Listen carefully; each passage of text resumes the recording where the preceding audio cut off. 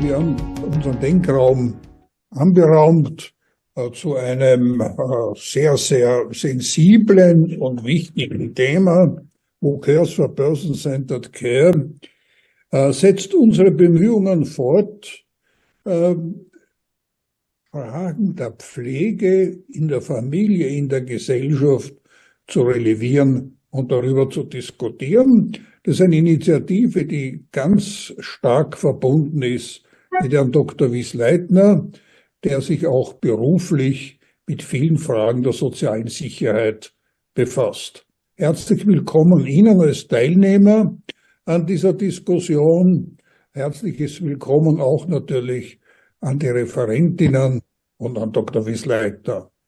Ich darf am Beginn noch sagen, es wird diese Diskussion aufgezeichnet und die Diskussion findet in englischer Sprache statt. Herzlich willkommen also, wünsche Ihnen viele Anregungen und einen interessanten Abend, Nachmittag, eine Stunde zum Thema Pflege. Herr Dr. Wisleitner, übernehmen Sie bitte. Vielen Dank, Herr Präsident. Thank you, Mr. President. A warm welcome to all participants also from my side. I may also give the hint that this meeting is in progress to be recorded and will be available on the website of Denkwerkstatt St. Lambrecht. I would like to start with a short introduction about Denkwerkstatt St. Lambrecht, the Association for Securing the Future and Old Age Provision was founded in 2008. It focuses on social security in Austria and Europe. The tasks on the agenda are basic work on regional demography, social and socio-political aspects, financial viability and security, research in the field of care and nursing care provision, and all areas of pension provisions, meaning the first, second, and third pillar. In the events and meetings, the Denkwerkstatt creates a framework for open discussions, all issues of social development, demographic change, education and integration policy, health and pension provision. When does it take place? If you would like, join us for the think tank flagship event, the Denkwerkstatt itself. It's a 3-day panel discussion once a year in the Benedictine Monastery of St. Lambrecht in Styria. Then the second one, an opportunity like today, the space of the think tank, the DenkRaum, 4 to 6 events a year, a 1-hour panel, meanwhile only online, where flexible participation is possible. And then a very recent one, the forum of the think tank, a half-day panel, also once a year in Vienna in various locations. So for today, very welcome to all of you. Thank you for your participation. The topic for today, as Mr. President also mentioned, is who cares for person-centered care? We want to have a look on examples across Europe. First of all, a very short introduction, putting a spotlight on the European care strategy. Then we will hear about family employment and home care challenges and solutions. And after that, we will see issues on and challenges on informal carers, who are fundamental pillars of care overall. After that, as usual, there will be the possibility for questions and answers. And I would recommend, if you would like to raise a question, please send either a direct message to me or a message into the common space of the chat, because the raising hand normally is not seen or is more complicated than just a short message. I would like to say something. You don't need to write the question. We would appreciate if you will do it orally then. At this stage, a very, very warm welcome to our participants on the panel. Madame Aude Boisseuil, General Delegate at EFFE, European Federation for Family Employment and Home Care. Madame Claire Champeix, Policy Officer at EUROCARERS, European Association working with and for informal carers, those who are not professionally engaged by payment. And yes, I may introduce also myself. My name is Bernhard Wisleitner. I'm today's moderator, and it's a pleasure to guide you through the upcoming topics. Just a short look on the European Care Strategy based on the communication of the European Commission from 2022. This commission was to the European Parliament, the Council, the European Economic and Social Committee, and the Committee of the Regions. And the first statement in this care strategy is that care concerns us all.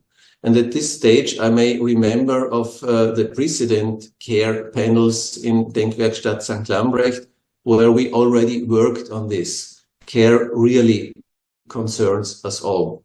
It creates the fabric, says the Commission, that holds our societies together and brings our generations together. And throughout our lives, we and our beloved ones will either need or provide care. So this is really the basis. It is a big thing. Care concerns us all.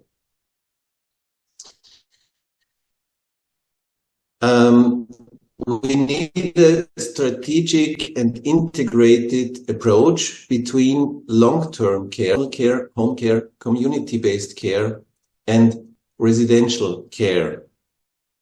The Commission supports a wide range of research and innovation on digital tools for active and healthy living, on integrated and person-centered care. The Commission will help Member States upon demand to design and implement reforms aimed at strengthening the coordination between health, social care, long-term care, and the integration of the different levels of care provision. And here we go again. How will the Commission do it? By putting the person at the center of services. And putting the center of the services arises the question of our today's DenkRaum. What about and who cares for the persons who provide the care? Because putting the person at the center of services in the European Care Strategy means to ensure better access, better quality of care at every stage of life. Based on the 2022 communication, the member states were expected to submit reports by 2024. This is already done, and the reports are on the implementation of the long care recommendation features. And very, very recently, on September the 18th, 2024, the annual report of the Social Protection Committee was adopted, where we will find a summary of all the reports from the member states. We expect that this report will be published very soon and should also be available on the Commission's corporate webpage. We could spend days discussing the European Care Strategy. That is not our target today. This is why I stop the short overview of common basis in Europe. And I am happy to hand over now for the first presentation. Aude, would you like to start? If so, the floor is yours.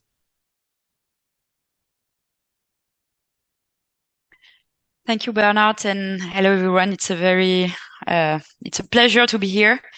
So I'm, as you said, representing the European Federation for Family Employment and Home Care. We are a EU federation that is one of the main actors of the personal and household services sector at EU level. The personal and household services sector is called the PHS sector, is recognized by the European Commission since 2012 as all activities that are taking place at home to take care of people such as childcare at home, elderly care, care for people with disabilities, but also cleaning, ironing, gardening. So it's all care-related activities and household-related activities. So at EFFE, so PHS represents 3.4% of total employment in Europe. It's an average because, of course, this level can vary from one country to another, depending on how much the state invests in the sector. So at EFFE, we represent the interest of households, families, individuals in the need of domestic and home care activities that are directly employing PHS workers. So we represent national stakeholders, so including social partners organization operating in the field. We have also a think tank that is representing home-related activities, a professionalization institute for domestic and care workers, a social protection institute for domestic and care workers, child minors organization, home care cooperative. So it's very broad, but we advocate for the recognition of this sector at both national and EU level to guarantee, of course, social rights and recognition for workers, but also affordable and qualified for solutions at home for families and individuals. Of course, one of our main topic is to tackle undeclared work. We estimate that there's around 10 million workers across the EU. On these 10 million workers, we have 3.5 that are more likely to be undeclared, and another 2 million that do not benefit from the same working condition of any other workers. So it's a very precarious sector, and we estimate that workers can be hired through service providers or directly by households and individuals. And that's the kind of people we are representing. So there's a lot of key challenges for the PHS sector. I mentioned undeclared work. How can we tackle undeclared work? Of course, the major problem is that despite the fact that these workers are identified as key to reach aging Europe, etc., they are very often excluded from EU labor regulation. So that's a problem. So workers are excluded, but also families and individuals that are directly hiring workers are not taken into account into EU statistics. And so most of the time, families and individuals do not have other solution that hiring workers undeclared because they cannot afford to do good practices that are leading to affordable solution for workers. That's, for example, we have online declarative platforms that were created at national level to foster the possibility for individuals to declare the worker, and it automatically creates social rights and a working contract. We are fostering another good practices that can be, for example, the creation of tax credit mechanism that is because one of the key challenges is to make sure that this sector is affordable for people. So with that, we estimate that when there is state financial support, there was a lower rate of undeclared work. I can take the example, so maybe you can hear it with my accent, but I'm French, and I can take the example of the French example where they managed to lower the rate of undeclared work in 20 years from 60% to 16%, just by creating an online declarative platforms, but also making sure that the tax credit mechanism was allowing people to pay the same price for 1 hour declared to 1 hour undeclared. And this was what really managed to lower the rate of undeclared work in the sector. We have also a problem of structuration of the sector, because most of the member states do not really want to frame and really recognize the sector. And this lack of organization leads to undeclared work. There's too few representative organizations that are in capacity of negotiating collective agreements and leading to collective bargaining. So social dialogue is very poor in the sector.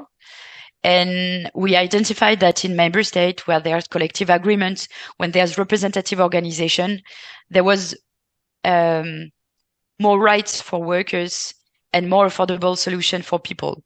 So that's also something at EFFE we are working on.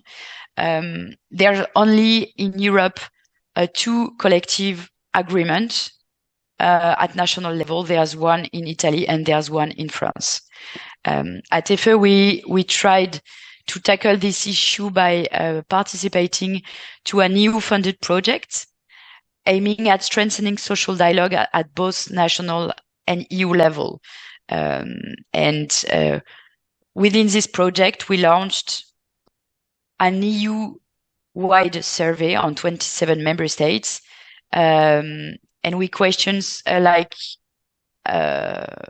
enterprise, but also private people as individuals, users, but also employers. And the results of the survey was clear that there was a willingness, and we had responses, sorry to mention that, from 27 member states. And the responses were, we have a need and we want structuration, we want organization, we want affordable solution. Half of the user employers that was surveyed said they would benefit from being represented by an organization that could negotiate collective agreement on their behalf. So we see that there's a will from the ground of structuration of the sector, and that's why we are asking for a political impulse. You mentioned, Bernhard, of course, the EU care strategy, and it was a first step because 2 recommendations, one on long-term care was very important, but we were very much afraid of the distinction made between domestic workers and home care workers. And you mentioned the national reports. We are expecting them very soon. They were supposed to be published in June, and still we are at the end of September. It wasn't the case. So we are very much hoping transparency and for them to be published, so that we can have a clear overview about what member states are want to implement, how they want to do it. And at EFFE we participated to the conference organized by the European Commission, where all the representatives from 27 member states participated. And what we can see is that there's 27 way of tackling the home care and the care aspect in general. So more transparency and more sharing of good practices could be a good opportunity, because of course, as you mentioned, home care is very important if we consider that people should have the choice to decide if they want to grow old in an institution, or if they want to grow old at home, and in what condition.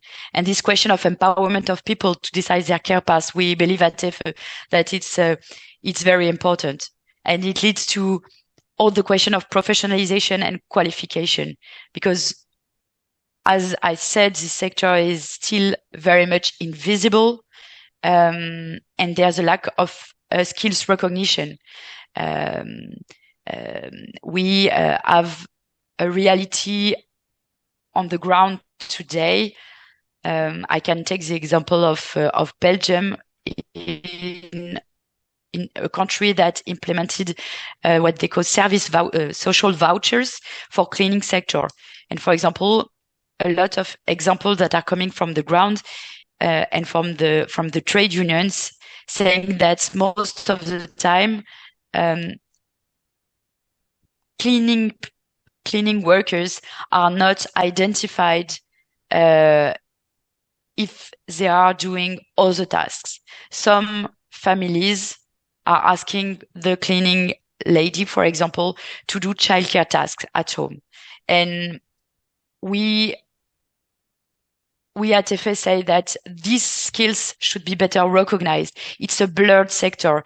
There's not clear boundaries between care tasks and domestic tasks. And in our sector, in our members, a lot of workers are doing care tasks and also domestic tasks.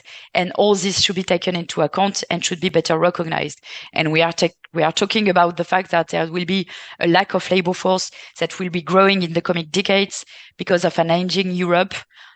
To strengthen attractiveness, we need better recognition of skills and we need better wages. And that's the key topic we are trying to work on. Professionalization can be a powerful tool to tackle invisibility in the sector. So I was mentioning good practices. Of course, I am at your disposal to better explain and detail these good practices. But basically, what we identify is that to really tackle undeclared work, we need to make sure that people can have the possibility to declare.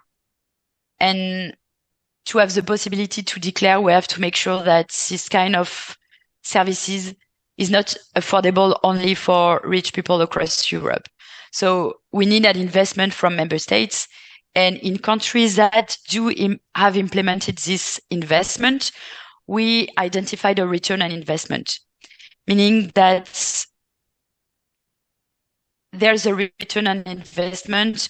€1 invests can lead to positive externalities, such as women getting back to the labor market, for example, workers having access to social rights. And all of this is possible when people have affordable and easy solution to declare. It's a case in France where 1 hour declared is cheaper than 1 hour undeclared. And for people, it's easy to declare, and all the activities that are taking place at home, whether it's childcare, elderly care, care for people with disabilities, or even the cleaning sector, have access to this 50% tax credits, or this tax deduction of €2 per hours. And it's really an investment by the states, but at the end, studies proved that it do not cost that much because of the return on investment. So if you have more questions, of course, about it, I'll be very happy to explain more. We also identified that on the question of quality of jobs, most of the workers that are doing this task are migrants. They can come from intra or extra European Union, and they are more likely to be submitted to precarious conditions because sometimes they do not know the language, and they do not have access to decent working conditions. The question of training and professionalization is even more difficult. One of our members tried to improve the job quality by creating life assistant relays. And basically, it's a kind of home where workers can meet, can have access to training, can discuss with other workers about how to tackle loneliness, because most of the time when a worker is working in one person home, it can lead to loneliness, and these kind of houses, common shared houses for this kind of workers, can be very important because they have access to paid training, they have access to assistant solution in case of the person they are working for it's not going very well, because of it can be several examples. So it's an experimentation that was implemented at local level, but it's proved to be very worthy, and workers are very happy of this example to tackle loneliness. So there's a lot of good example. At EFFE, we launched 2 years ago our observatory. Basically, we are trying to gather good practices all over Europe to tackle these key challenges in the sector. We are also trying to have key figures, because as I said, we have a problem of statistics. Member states do not account on the same way that other member states. User employers are not always taken into account in the national statistics and European statistics. So we are trying to share data from national, regional, and European level to have good figures about what and how the sector is represented at national and European level. So yeah, I'll be happy, of course, to share you some key figures about what we did. That was a first example about what we did, but I'll be happy to develop more if needed. Yeah, very, very interesting. Thank you so much, Aude. I would propose that the questions we do after the second presentation, so that we really have all topics in place. This is the moment where I would like to ask you, Claire, could you start with your presentation, please? Yeah, thank you, Bernhard. And thank you very much for inviting EUROCARERS to this session. I have prepared a PowerPoint, but I don't want to overload you with many information. It's quite simple, and hopefully it will be also accessible on the website, I guess, just to give you some pictures and main facts. I would like to introduce to you to our organization, mainly to what it represents and what we are advocating for, with what results. We are a network of 77 members across Europe. We gather both research organizations like universities and think tanks, and grassroots organizations like carers organizations or organization of elderly people who have an interest in care and caring questions.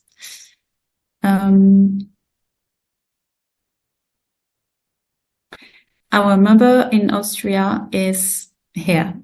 I cannot pronounce it very well, but this is the contact of our member in Austria. As you may guess, it's difficult to know how many carers there are, because being a carer is something that anybody around us might be a situation that we encounter at any stage of life, as stipulated in the care strategy. So it's not something that we are conscious, very aware of sometimes, and it's not in the statistics.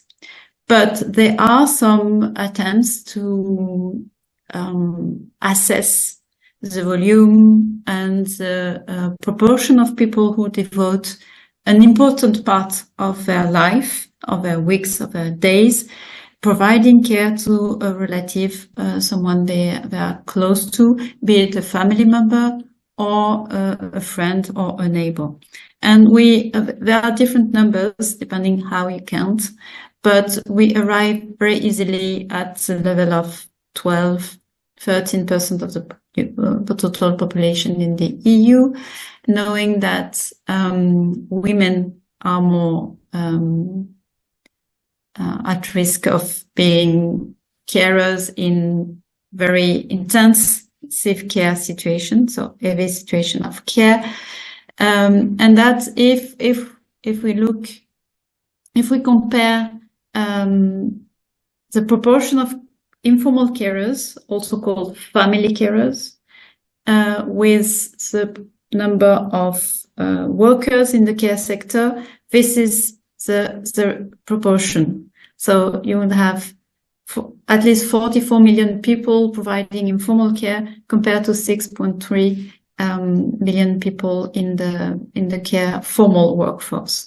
And this is some value which have been worked out concerning the value of informal care compared to the EU GDP, so an important proportion.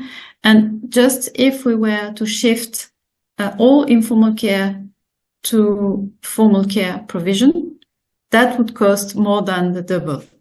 So it's just to recall, maybe you know that intuitively or in Austria, but this is a very important reality in Europe, which is shared across European countries, and which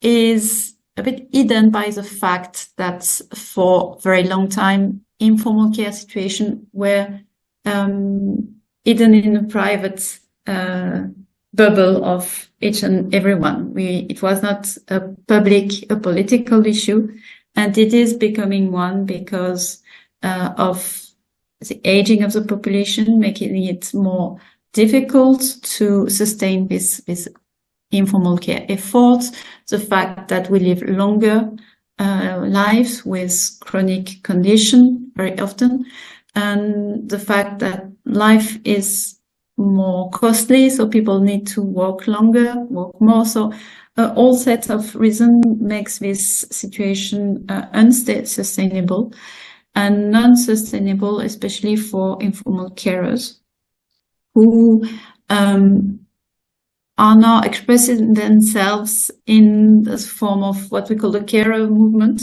which is the emergence of civil society organization, of activists, of advocates who really want to raise this issue. And it comes from different, I would say, philosophical or ideological backgrounds, but it's boiled down to the same, to a common set of demands, which we can summarize as follow. We want to have a choice. So we want to be obliged to give up my work to provide care to someone in my family. So we need formal services. If we make the choice to provide care because we want this to be recognized as a valuable contribution in society. We want the health and care professional to work with us in a team. We want to be recognized. We want to have the information shared, discussion about the person who is receiving care. We want to have training to be able to provide care of good quality without jeopardizing our health, be it physical or mental. And we want also social protection. So we want pension rights, insurance, respite, breaks. So all the things that a worker would receive for his work. In terms of our network, we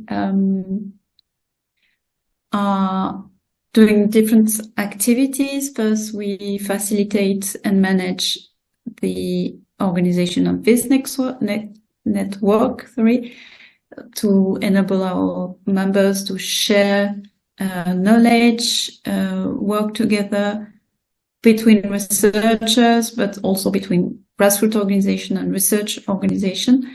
We raise awareness and disseminate about our issues.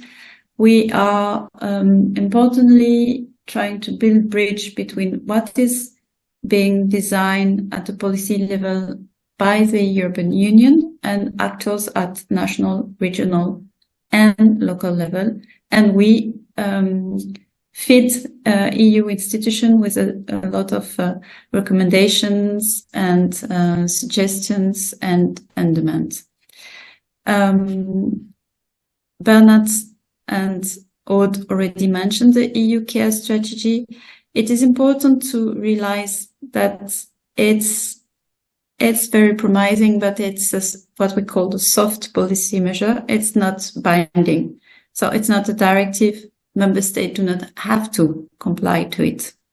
So the devil will be in the details, and especially the devil will be in the way it's going to be implemented.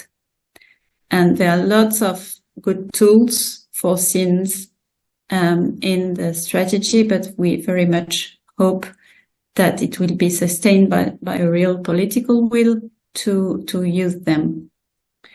And yeah, in the end, it will very much help, if well implemented, member states to find a right balance between covering very well the needs in long-term care, containing their public expenses, and not relying excessively on informal carers. So some member states tend to find balance between in this triangle, but some are, to our point of view, too far on the left. I mean, relying too much on informal carers without providing enough coverage for long-term care and without containing the expenses or without spending enough.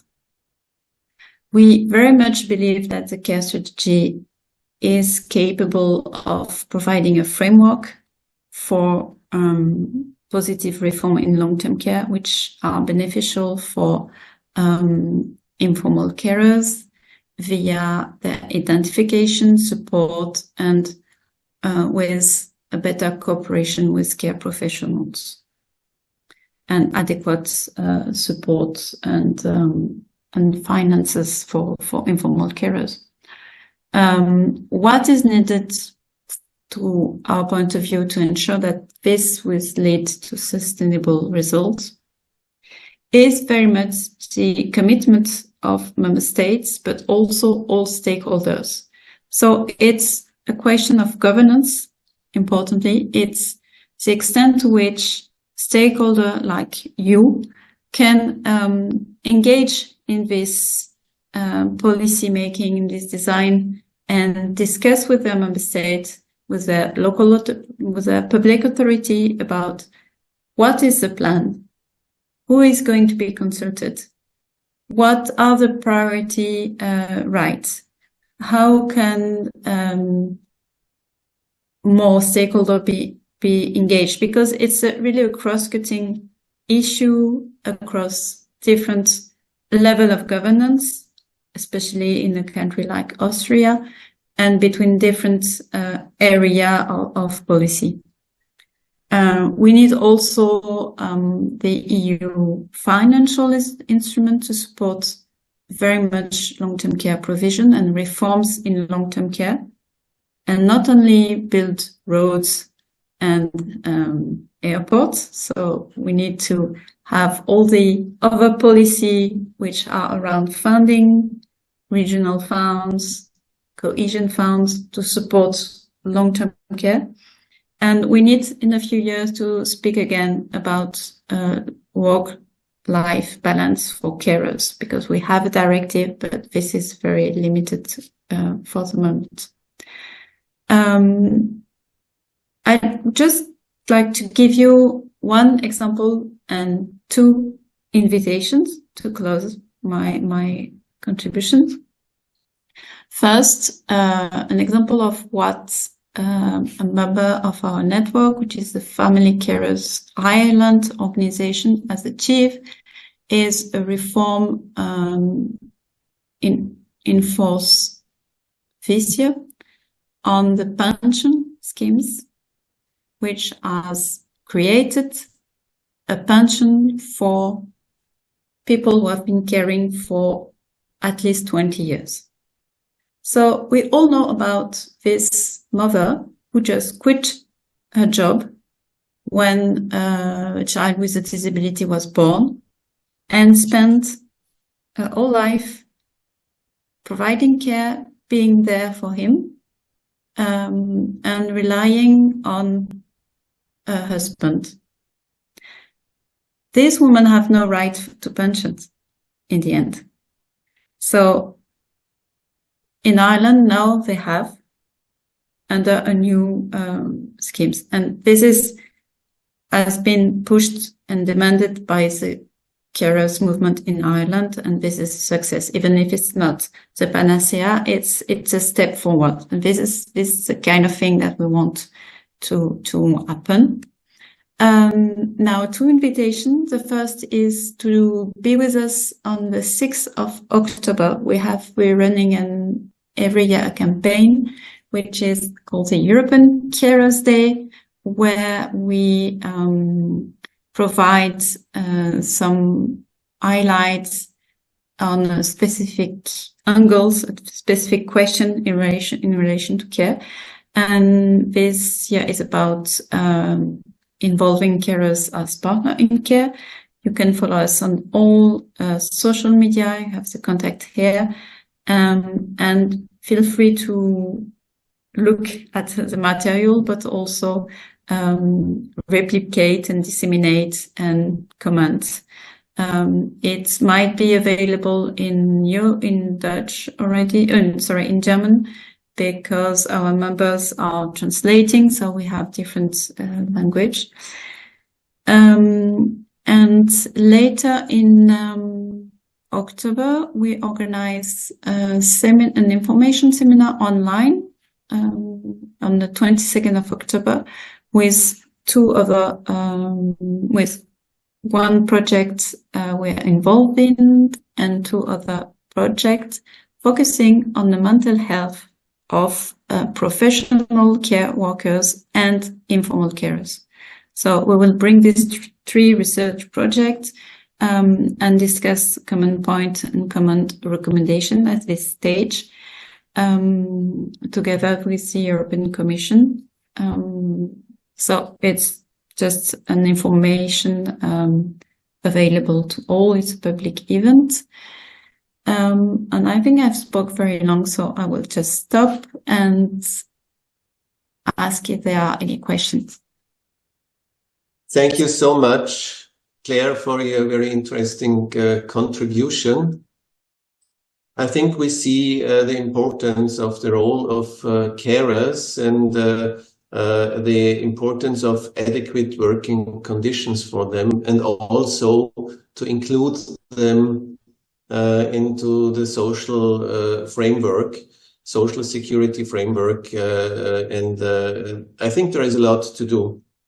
So for the first, I would like to come back on this basis to you, Aude. You mentioned that in France there is a tax credit system which is really amazing. The official carers cost less than the non-official ones. My question is, how does it really work? How do employers declare the salaries to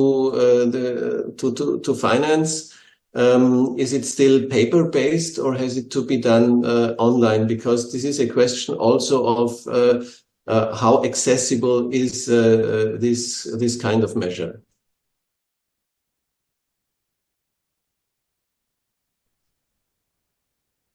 So it's a combination of both easy declaration and affordability, an affordable solution.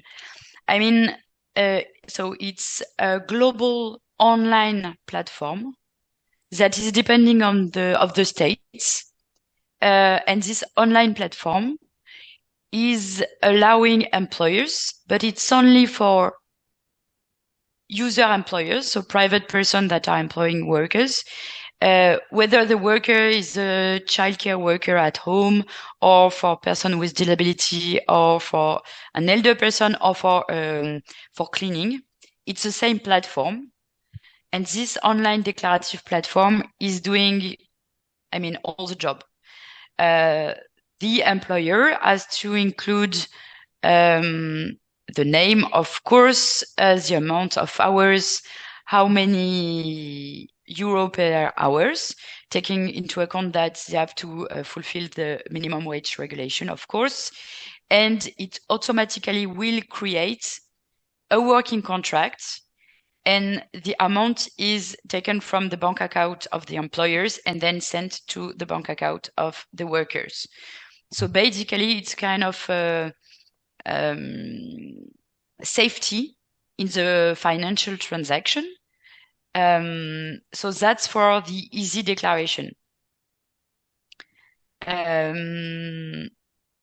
Regarding to the tax credits, it was gradually, but now it's a 50% tax credits, and of course now they managed to make sure that it's not only for people that pay taxes. I mean, for example, it's accessible for everyone, even for people that do not pay taxes because they are unemployed, they are too poor to pay taxes, or because they have no access to pension and they do not pay taxes anymore. So it's global. The whole idea is to make sure that it's accessible for anyone. And it's for all kinds of activities that are taking place at home. Of course, for elder person or for person with disabilities, whether they are adults or children, they have another financial help that is being addition to this tax credit mechanism. So it's complementary, but the whole idea is to make sure that at the end people can afford to have access to this kind of work-life balance services, care services, childcare services, etc. It really seems to be a very important door opener, also to make the roles of the carers more visible. So the hidden role in the background really becomes some kind of official and accessible for both sides. That leads me back again to Claire. You told us a lot about informal care. And informal means informal, but on the other hand, we need more regulations. You said that the Commission only, this is not a directive directly applicable. This is only recommendations. From the point of view of EUROCARERS, would you promote a formalization of informal care? Okay, thank you very much for the question. It's a complicated question in a way, so my response is not going to be yes or no. It's clearly something we need. So we're asking for recognition, we're asking for financial support. So there should be a statute for informal carers. On the other hand, we have to be very careful that this statute is created in a way that is fair.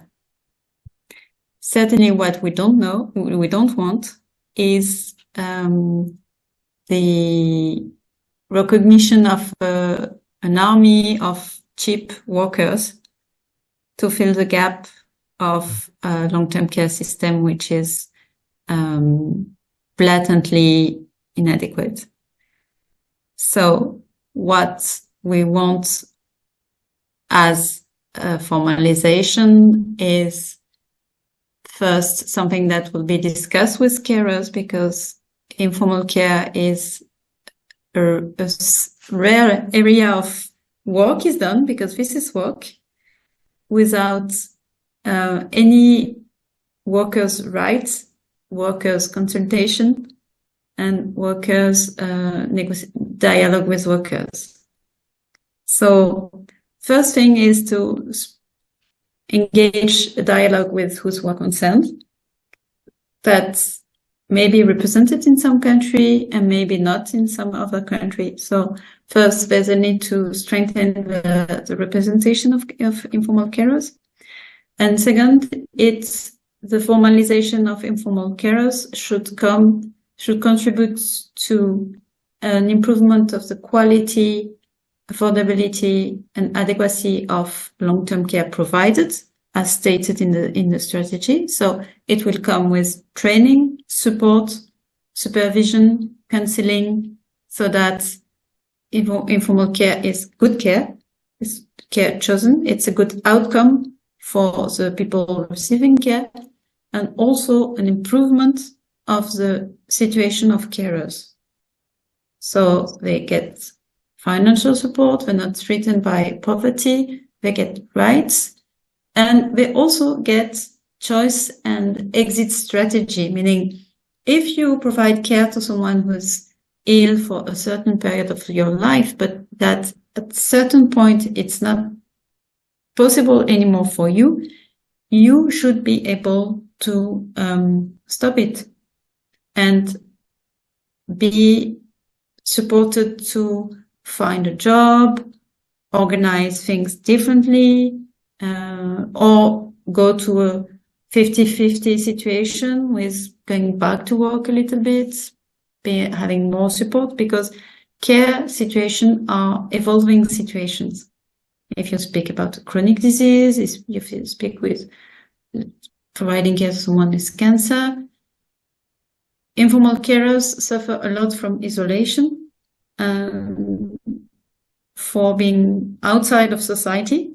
So it is very important that they are recognized as carers, but they are also recognized as people who might provide care at a certain point, but who might evolve in their life towards something else or towards a different balance. So it's a big piece of work, this formalization, that is, I think we are starting to speak about it, to go towards this, but it has to be discussed. And for that, we will be publishing on the 6th of October a document which is a set of guidelines for employing, formalizing informal carers. We're working on that.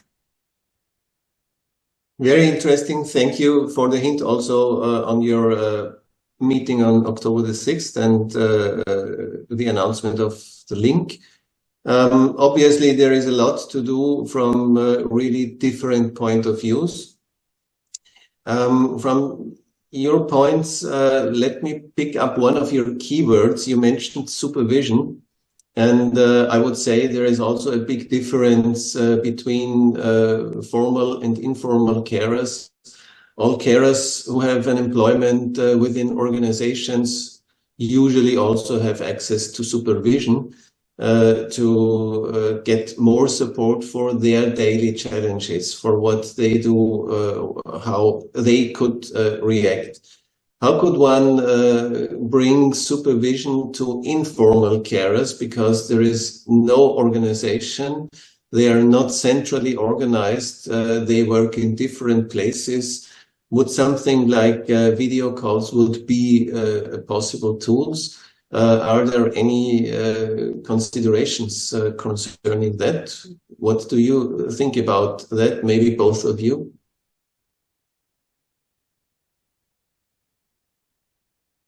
I'd like to go. May I? Okay, just quickly. Go ahead. Okay. Well, first, in some Nordic country, informal care is very much supported, and they can get forms of supervision. Have a case manager.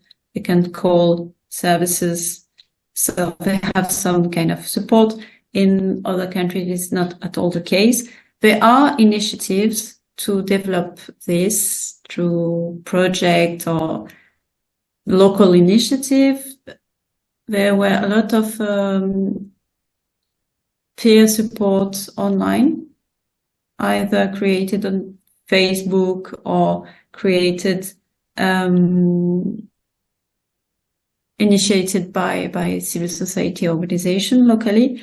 But they're not available to all carers, obviously, and we really call for more investment in this form of training that has to be both general on the disease and how to do things, but also personalized as supervision is.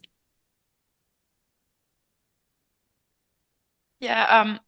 So I mentioned the life assistant relays, which is an experimentation. Of course, it helps at the dissemination of good practices, the prevention of professional risks, which are very important in the domestic and home care sector, and also the creation of professional living spaces that are lacking drastically in this kind of sector.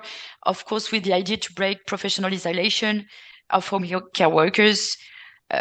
It's a support for human resource management, because it's always very complex to build this kind of activities that are taking place at home, to break the isolation.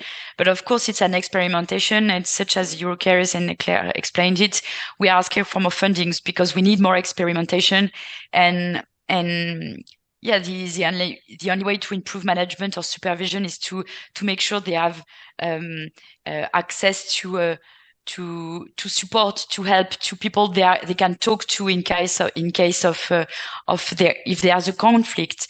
In the case of the direct employment model, it's a non-professional employers that is directly employing a worker. And what happens when there's a conflict? If the worker is migrant, it's even more precarious for the person.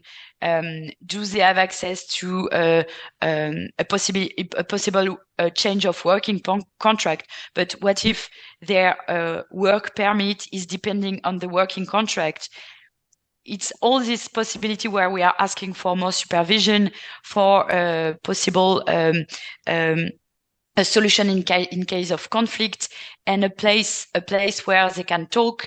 They can discuss with their with other home care workers, where they can discuss their challenges, etc. So we think that's crucial in this kind of sectors where the workplace is the home of other person. Yeah, that's really important. So thank you very much for your points of view on that.